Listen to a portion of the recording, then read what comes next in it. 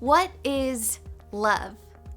We are so excited you are joining us for the last and final message of Cornerstone. The series has been amazing. We hope you've been getting so much out of it. Get ready to worship with us. Grab a pen and a notebook if you can.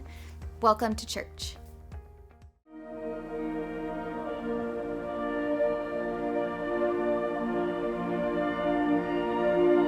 When I am desperate, there's a song that I can sing. And when I feel hopeless, there's a simple melody. It's a song for the hurting, a song for the broken, a song for the sinners, the saints, and the righteous. And it goes like this.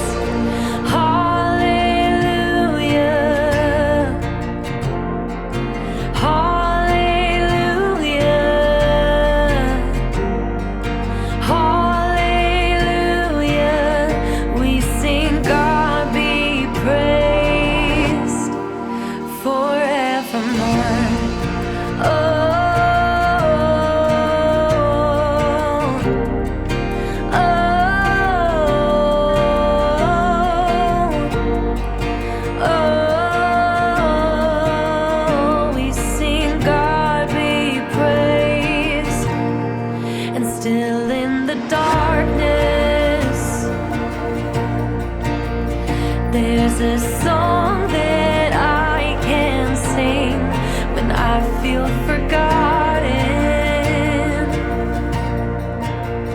There's a simple melody. It's a song for the anxious, a song for the lonely, a song for the calm and the restless, the holy. And it goes like this.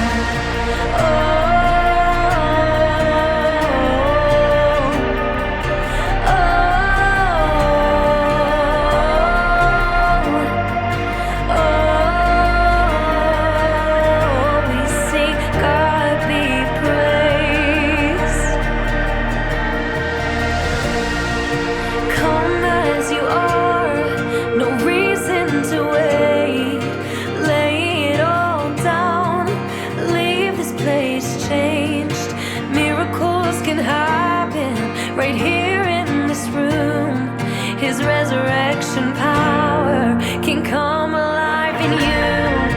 Come as you are, no reason to wait. Lay it all down, leave this place changed.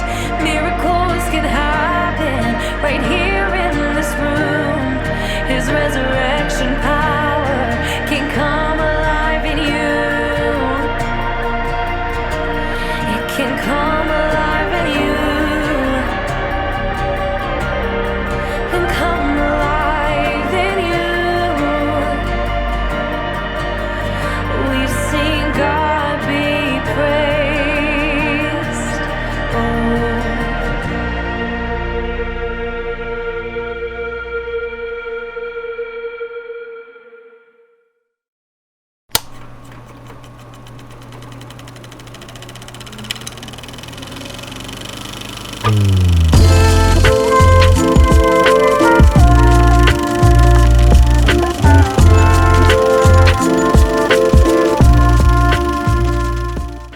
Welcome everybody from around the world, around the country, and around the state of Arizona to our online campus. So excited to have you here this weekend. Crossroads Recovery, big shout out to you guys.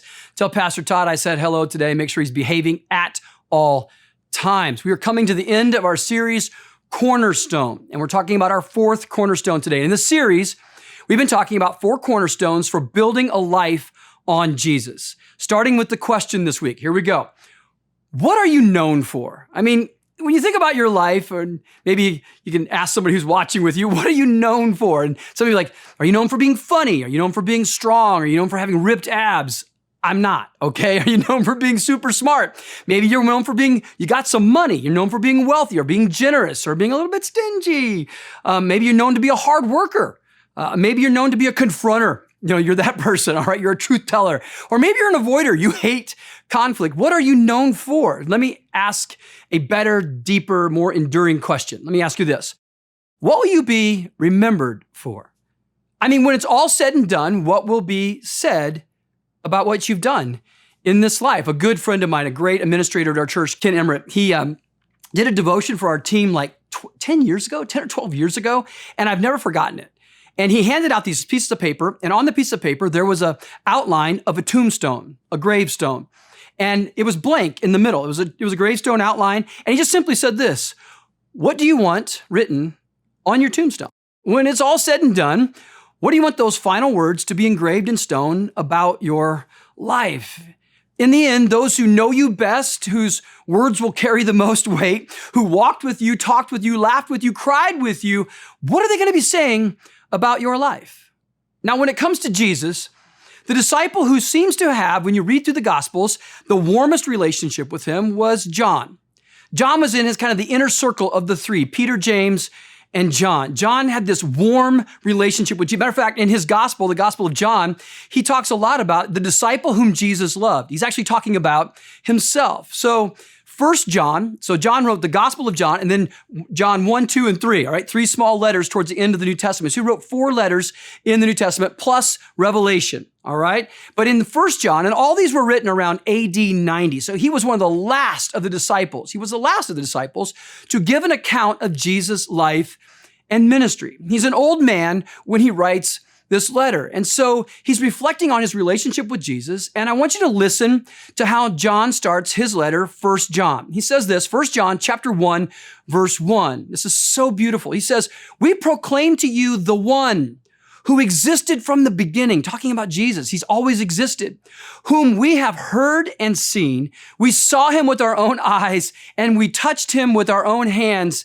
He is the word of life. John's like, with all of my senses, with all of my heart and with all of my mind, I experienced Jesus. I saw him. I walked with him. I touched him. I knew him. His life touched my life in a profound way. And I want to proclaim to you what I've discovered about Jesus. And John is going to help us today discover Jesus' greatest attribute, the thing that he is most known for, the thing that we should be most known for. So I want you to go with me to 1 John chapter 4. We started in verse 1. We're going now to chapter 4, verse 7. And we're going to be bouncing a little bit today. We're going to bounce between 1 John and the Gospel of John towards the beginning of the New Testament. We're going to bounce back and forth. If you're new to your Bible, all the scriptures, all the verses are going to be on the screen, so just ride along with us. Here we go. 1 John 4, 7. John's an old man now, remember that. And he's giving us his reflections on Jesus, and this is what he says to us. Dear friends, let us continue. I like that word continue. Like we need to keep doing this. I've been telling you about this. We need to continue to love one another. And John is highlighting in this moment a command that Jesus gave the disciples the night before he went to the cross, the night before he was arrested, the night before he went to the cross to lay down his life for us, to show his ultimate love for us. He's quoting a moment, a command in this conversation that Jesus has with the disciples in that upper room before he goes to the cross. And this conversation, as I've been talking about the last couple of weeks, marked John deeply. And this moment is at the heart of all of John's writings. So Jesus is in this upper room with his disciples the night before the cross, and in John chapter 13, verse 34. So we're going to go back, we're going to go to John chapter 13 now, the beginning of the New Testament. He says this, Jesus talking. So now, I'm giving you a new commandment. Let's stop right there. The word new here doesn't mean like never been given before. The idea is a refreshed commandment. I'm going to dust this off and I'm going to show it to you in a new cleaned up way, in a way that maybe you can get your hearts around. I'm refreshing a very important commandment, a refreshed commandment I give to you. Pay close attention. John 13, 34. Love each other. A new commandment I give to you. Love each other. See, I find that fascinating because our greatest need is to be valued. Does anybody see me? Do I matter? Does anybody care about me? Our greatest need is to know that we are valued, that we matter, that we're cared about, that I'll say it like this, that we're loved. In the heart of every human being, we need to know that we are loved. And I find it fascinating that this is front and center in Jesus' mind before he goes to the cross. He's like, guys, I've been saying a lot of things, doing a lot of things. He had just gotten in washing their feet, which was a really gross moment, and they were blown away by what he did and how he served. He says, I want you to get this in your hearts. I give you this commandment, this refreshed commandment, love one another. But John has a greater reason for us to love one another. It's deeper than just our greatest need. It goes to the very nature of God. Watch this. Back to 1 John chapter 4, verse 7. I told you we're going to bounce a lot today. John writes in this letter, "Dear friends, let us continue to love one another." Watch this. "For love comes from God." Now listen to how Jesus said this the night before the cross in the upper room in John 13:34. He says, "A new commandment I give you, love each other." Watch this. "Just as I have loved you." You should love each other. Jesus came to show us what God is like. He is God. We talked about this last week. He is God. And now John looks us right in the eyes and he brings this truth as only an old, respected leader, mentor, elder in the church can do. Back to 1 John 4:7, he says this, anyone who loves is, this is proof, a child of God. John's like, loving others is living proof that we are God's kids. I tell our kids all the time, I say, listen to me.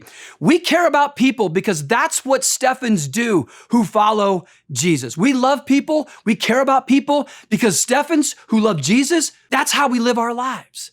That's what we do. But it gets deeper. And this is so good. 1 John 4:7, watch this. "And knows God." Not only God's child, but you actually really have a relationship. It proves that you actually know God.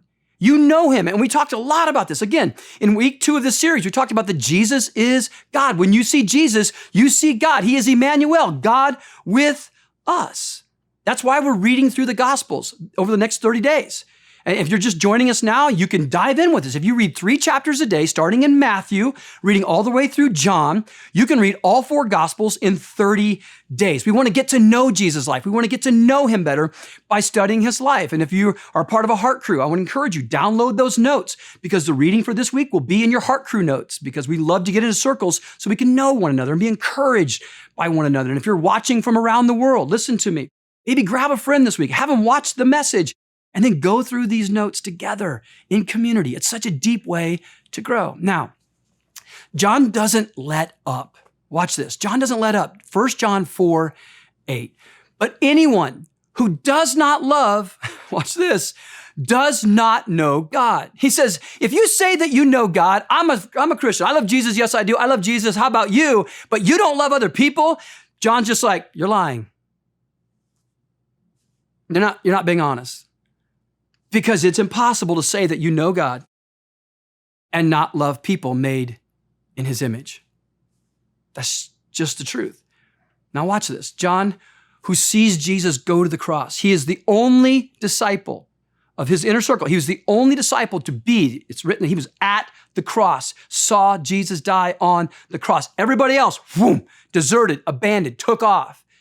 He sees Jesus crucified. He watches Jesus in his life on earth heal people, teach, wash people's feet, value children, honor women in the first century who were considered property, and he honored them, loved tax collectors, and loved sinners. He ate with them. The religious leaders would have nothing to do with them, and Jesus sat with them, loved them, encouraged them, taught them. He says this. This is John, who saw Jesus love like this. Verse 8. Chapter 4, 1 John. "But anyone who does not love, does not know God," watch this, "for God is love."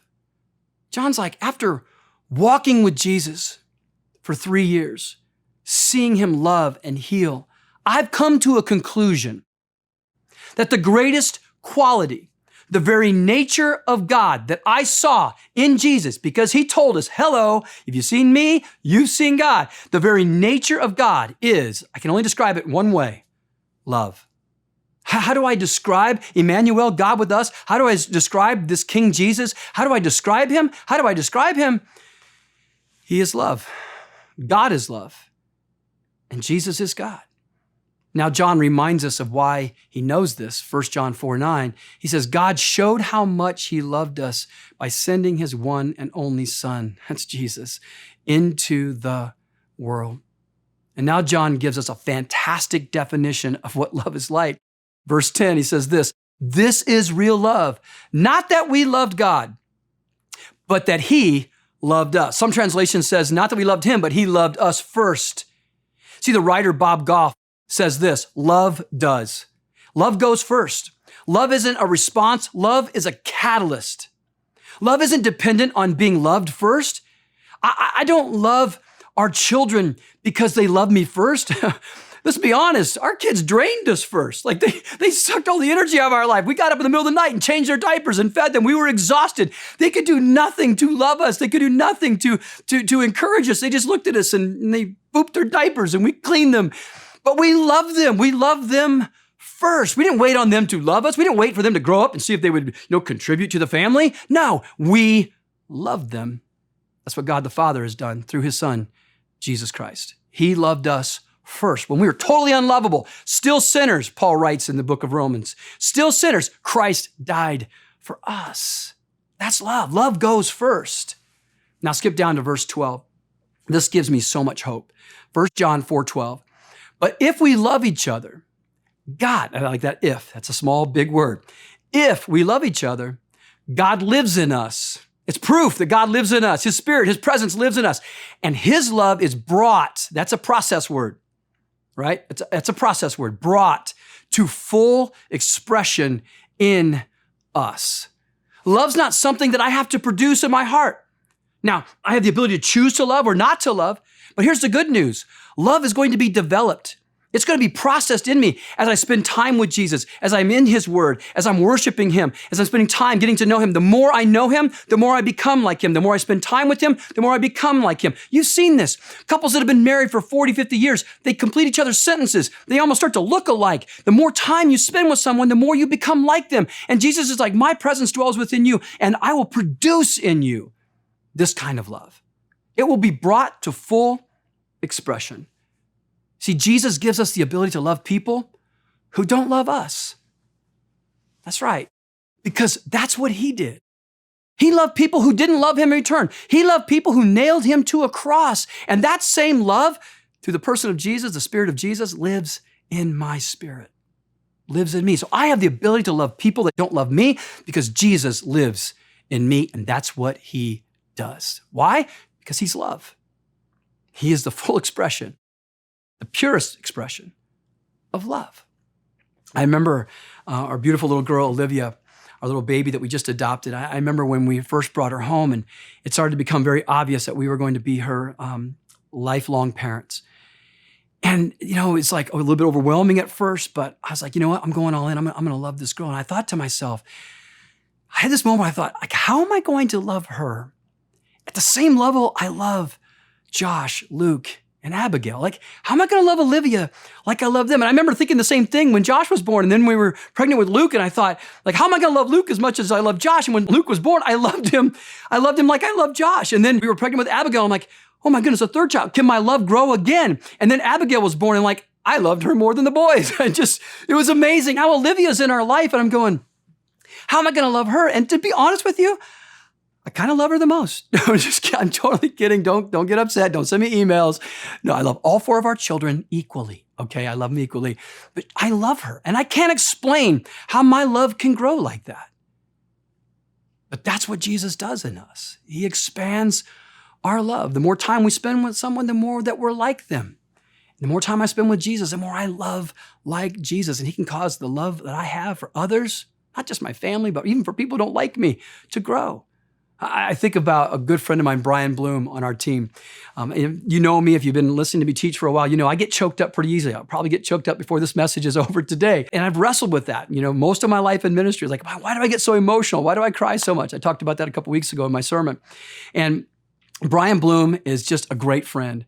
And when Brian and I first started working together, like Brian's like, intense older brother, dutiful older brother, get stuff done, super organized, kind of the opposite of me, But all of a sudden, after 23 years of doing ministry together, like in the last like 6-7 years, like Brian has become like, he just cries. Like at this point, I think he cries more than I do. And then he's become so tenderhearted. And I'm not sure if it's just because we spent so much time together, I've rubbed off on him, or he's crying because he's had to work with me for 23 years. I don't know. But the more time we've had together, like the more emotional, the more in touch with his emotions, the more he and I have become alike. Like I'm more organized like he is. And I get things done. I'm the dutiful younger brother now. And he's just more tenderhearted. Like we've just really sharpened each other because we spent time together. The more you get to know Jesus, the more you become like him. So get our minds around. We got to get our minds around for just a moment. Jesus' level of love. Jesus' level of love is intense. It's so opposite of what we see today. Let me show you 2 examples of this in the Gospels. As we're reading through the Gospels, you're going to come across this. Luke chapter 6, verse 27 through 32. Listen to what Jesus says about love in this moment. He says this, "But to you who are willing to listen," boy, that's a big deal for today's world. If you're willing to listen, not everybody's willing to listen these days, I say, love your enemies. Like, not just love one another, like love your enemies. Do good to those who hate you. Are you kidding me? Bless those who curse you. Pray for those who hurt you. Jesus is like, you want to overcome pain in your life and abuse. You start by just finding this way through Jesus to be able to begin to pray for those who have hurt you. If someone slaps you on one cheek, offer the other cheek also. What? If someone demands your coat, offer your shirt also. Give to anyone who asks. And when things are taken away from you, watch this, don't try to get them back. Seriously, Jesus? Do to others as you would like them to do to you. And then he says this, if you love only those who love you, why should you get credit for that? Like, even sinners love those who love them. Now, watch how Jesus ends the same section in Matthew's gospel. Watch how Matthew records Jesus' words. Matthew 5, 46 through 48. If you love only those who vote like you, no, he says, if you love those who love you, what reward is there for that? Even corrupt tax collectors do that much. If you are kind only to your friends, how are you different from anyone else? Even pagans, like total godless people, can do that. But you are to be perfect. Woo, that's a big word. Even as your Father in heaven is perfect. Now, here's the hard part about the world we live in today. We think we only have 2 responses to people who don't believe like, act like, vote like us. Either we hate them, some of you are like, that's strong, that's strong, that's strong. Or we affirm everything about them. We feel like in our world today, you got 2 options, hate or affirm. And you hear this all the time. You know, it's like, well, they're just angry, they just hate everybody. Or, oh, they just affirm everybody. They don't stand for truth. There's a third option. Jesus says there's a third way. There's a different path that we can actually love people without affirming everything that they believe. We are not responsible for people to accept that we love them. We're only responsible to love them. Because I know you've had this, because I've had this in my life. Well, if you don't accept everything about me, you can't love me. Wrong. That's not true. I can hold a biblical worldview, and I can still love you if you don't hold a biblical worldview. I can serve you. I can help you. I can pray for you. I can respect you and honor you. I can do that and not accept everything that you believe. It is possible. And as Jesus followers, we are called to love that way. We are not responsible for the culture or the world to accept that we love them, even if we don't agree with everything. We're just not. Let me ask you a tough question. When's the last time, let's just say in the last 8 years, you prayed for a president of the United States whose views you didn't support? I mean, honestly prayed for God's blessings on them, health for them, encouragement for them, strength for them. Powerful moment with my parents the other day. We were up in Prescott, Arizona, beautiful little mountain town here in Arizona. And we're hanging out. My mom and dad are having their coffee on the patio, and they're adorable. And every day they do devotions together, and then they pray together. And they pray over our family. It's the coolest thing. And so I got to sit near the door and just kind of overhear them, listen to them. as they were doing their devotions together and praying for my family, praying for my brother's family, praying for the grandkids, praying for Olivia, just praying. It was so powerful. But then my parents blew my mind. They started praying for our country, and then they started praying for President Biden. Okay, and I asked my parents' permission to say this. A president whose lots of his values, his policies are the opposite of their convictions. Matter of fact, my mom and dad have super strong convictions about our country, super strong convictions about where we need to go politically. But here's the thing. They didn't vote for him, but they prayed for him. And they prayed for him in such an emotional, powerful way for blessings on him, blessings on his health, that he would come to know Jesus in a very deep way. And it was just so beautiful to watch my mom and dad with such strong convictions about politics say, we're going to pray for our president. You know what I thought when I saw that? That's Jesus' love. That's how we love people. We stand strong for the truth. We stand strong for our convictions. And we don't stop praying for people around us who don't believe the same way that we do. See, I can love you and not accept everything about you. I love our kids. I don't affirm everything about what they believe. My goodness, one of my sons is a Detroit Lions fan. How in the world can you support that? All right? So it's possible. We don't have to affirm everything, but we can still love. See here, understand this too. The opposite of love isn't hate. The opposite of love is indifference. It's inaction. It's to refuse to pray for or to neglect to pray for. It's to see a need and not to care and not to do anything about it. Here's the other thing. I think we're so flippant with love these days. We say love to everything. I love spaghetti. I love my football team. I love cake. I love you. We're so flippant with the word love that I think in some ways it's lost a lot of value. We put heart emojis on everything and we've watered down the heart. We just say we love everything. Do we really love?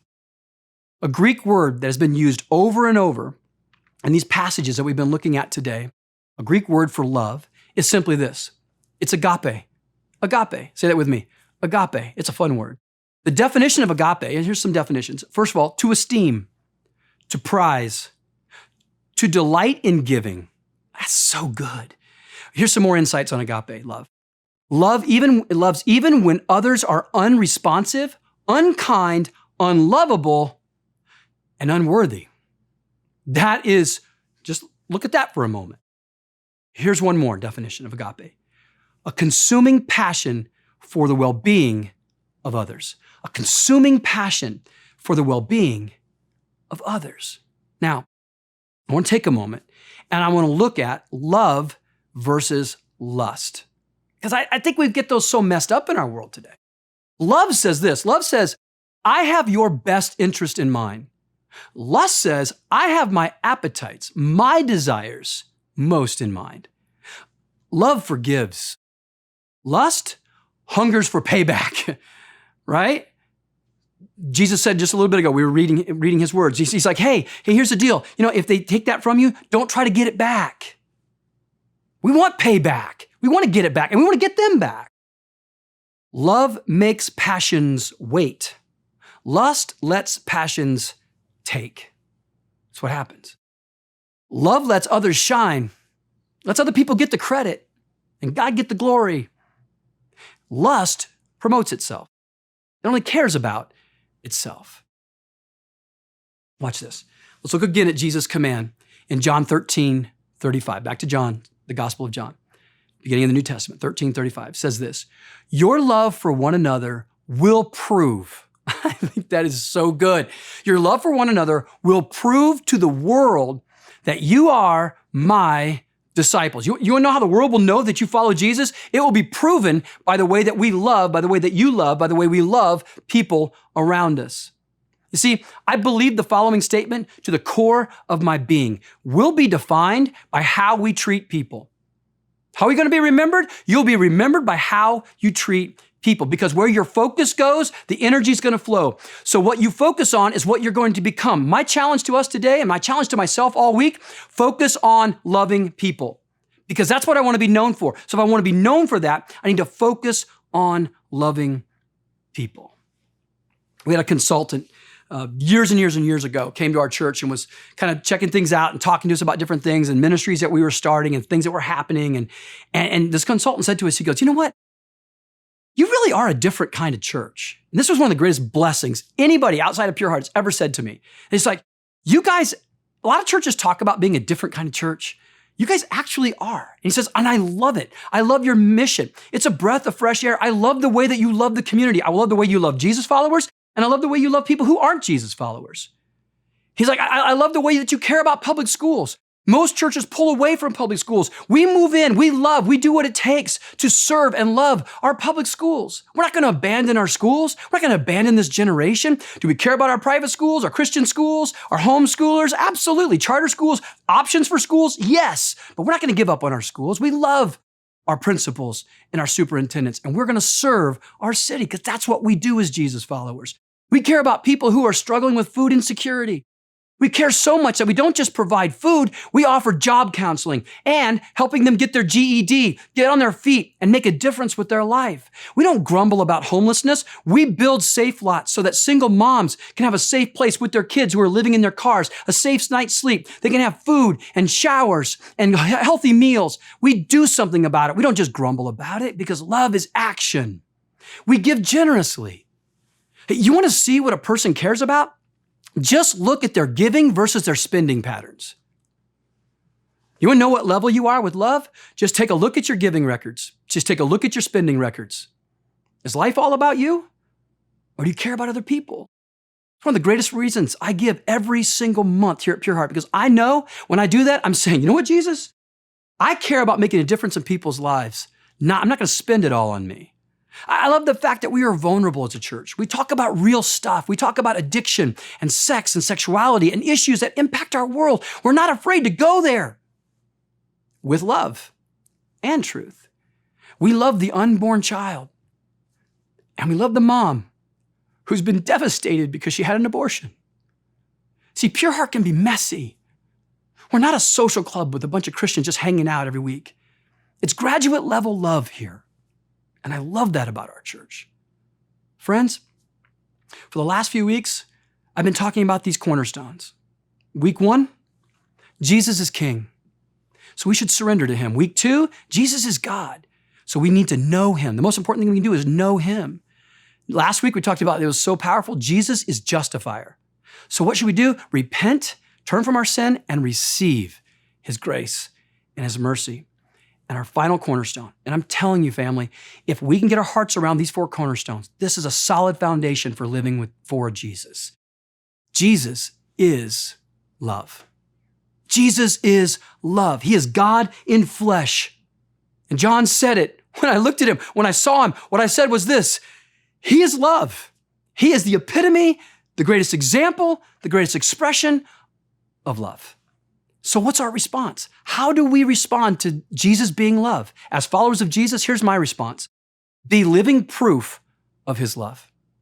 Live your life in such a way that you are living proof of his love. My good friend Ken did that devotional years and years ago. Tombstone. What do you want written on your tombstone? Right? Here's what I want. When it's all said and done, here's what I want on my tombstone. Just simply these 2 words: he loved. That's what I want to mark my life. When it's all done, and hopefully more will be done than said. Hopefully I'll be more walk than talk. But in the end, my life, what will mark me is simply this: the love of Christ flowed through my life, that I was living proof of the love of Jesus in my life.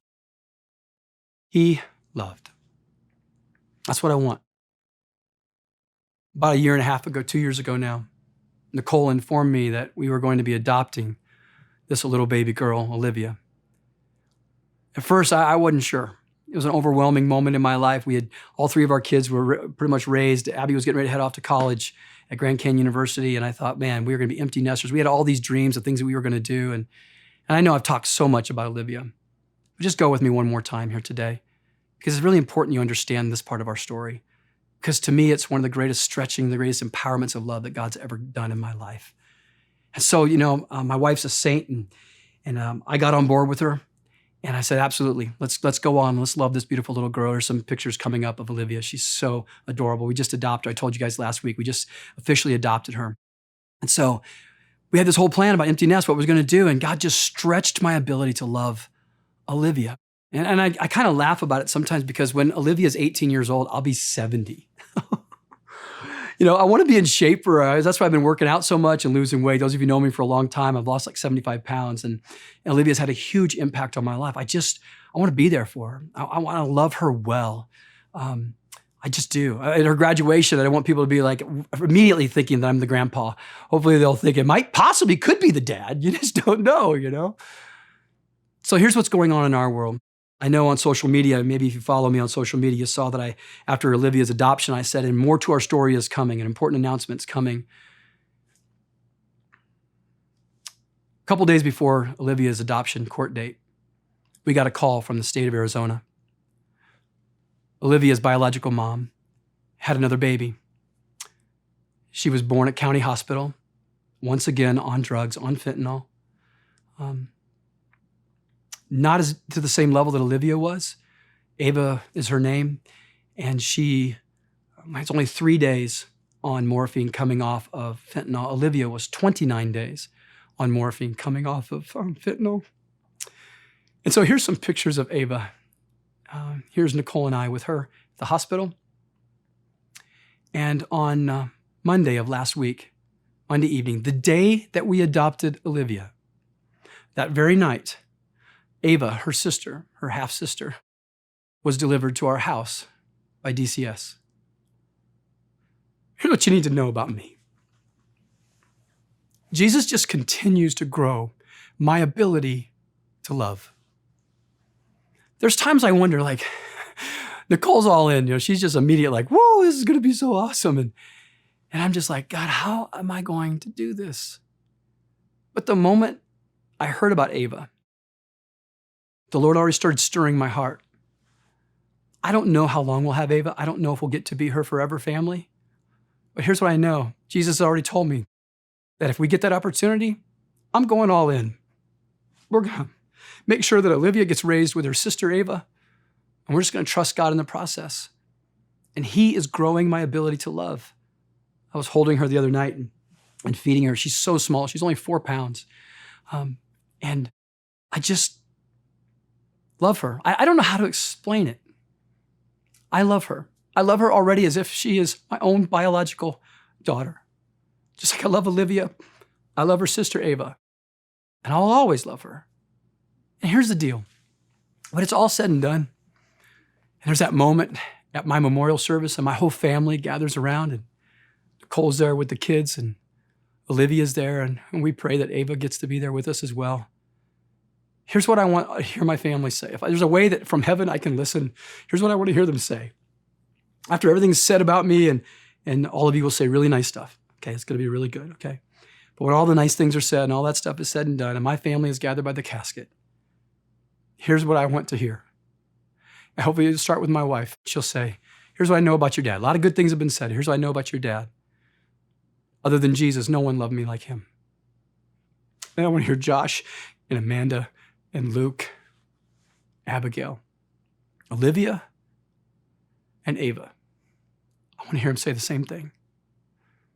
There is no one other than Jesus who loved us like Dad. That's what I want said about me. I think that's what every one of us as Jesus followers need to have said about our life.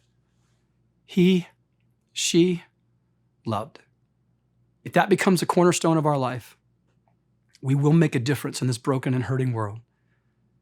Family, thank you for taking this journey with me. I think the last 4 weeks have been so important in my own life, but I believe that they've impacted you in a great way as well. So before we end this series, I want to give you an opportunity to make the most important decision of your life. If you're able to, would you bow your head with me for a moment? And you're listening today, and maybe for the first time in your life, or maybe today's a rededication of your life, you're ready to say yes to the love of Jesus, to come home to His power, to His forgiveness, to His strength. So if that's you today, and you're ready to say yes to Jesus, asking Him to lead your life, then pray this with me right now. Simply say this: Lord Jesus, right now in this moment, I commit my life to you. I trust you with my life. Jesus, forgive me of my sin. You know what it is. Thank you for your forgiveness. Thank you for your grace and your mercy. Jesus, fill me with your very Spirit, your very presence, with your love and your hope and your joy and your peace. Fill me up, Lord. Teach me to love like you do, Jesus. Amen. You made that decision. We would love to hear from you. We would love to walk with you and to get to know you. I pray you have a strong week. Join us again next week as we continue on with a brand new series. Have a great week, everybody.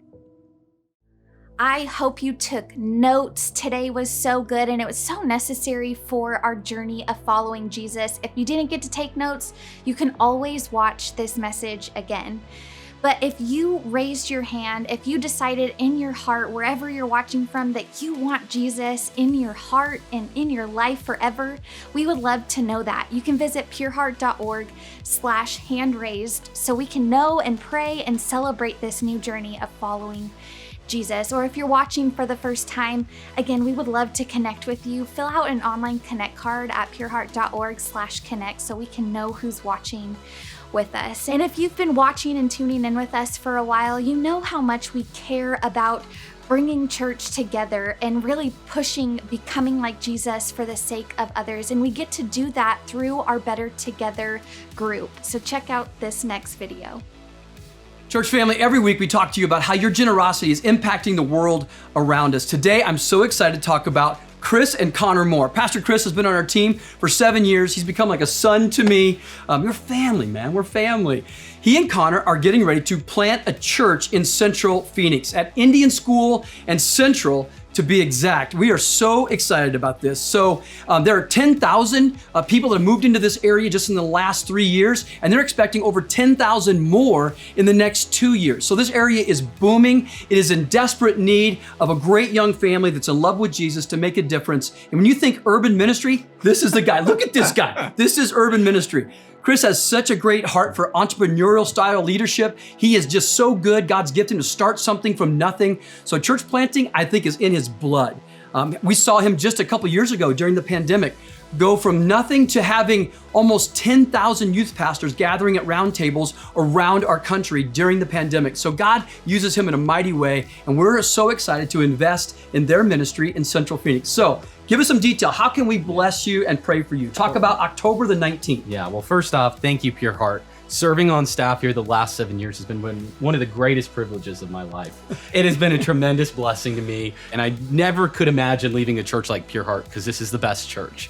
And unless God told you to move to Central Phoenix. That's right, to Central Phoenix. Yes, so on October 19th, we're going to be hosting a sending party and a night of prayer where Pastor Dan will pray over us, the church. You can come and be a part and pray for the future of the church, share words of wisdom and knowledge and scripture just with us as we go and pioneer a life-giving church. See, we want to introduce truth to the table of the people who are living in this area. We want to give purpose to their passions, and we want to give salvation for their souls. We're believing God for a mighty work in Central Phoenix, and I just imagine what God could do with a church like this in a place like that.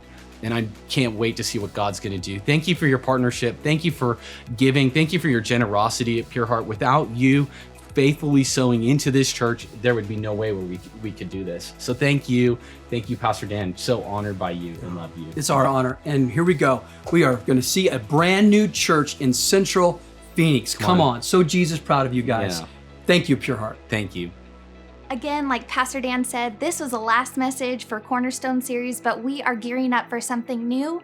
So we hope you join us again next week for something just as powerful. Thanks for watching. If you were blessed by the service today, like this video, share it with a friend. This service may be exactly what they need to lift them up and encourage them today. This online campus is growing with new and exciting releases, new worship songs, growth tools for your spiritual walk, podcasts, uplifting and powerful sermons. So go ahead, click on the Pure Heart logo to subscribe to our YouTube channel so you don't miss out.